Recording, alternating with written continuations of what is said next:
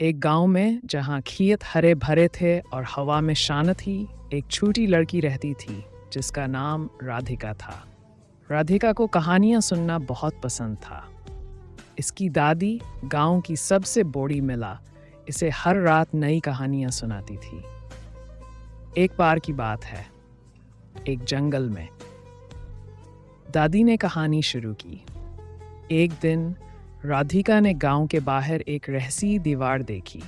Radhika TISS के मारे दीवार को गौर से देखने लगी।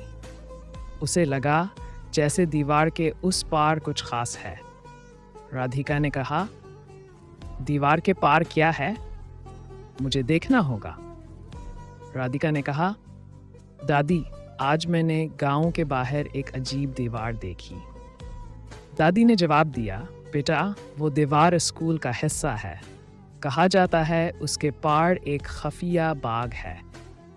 राधिका ने पूछा, क्या मैं वहां जा सकती हूँ?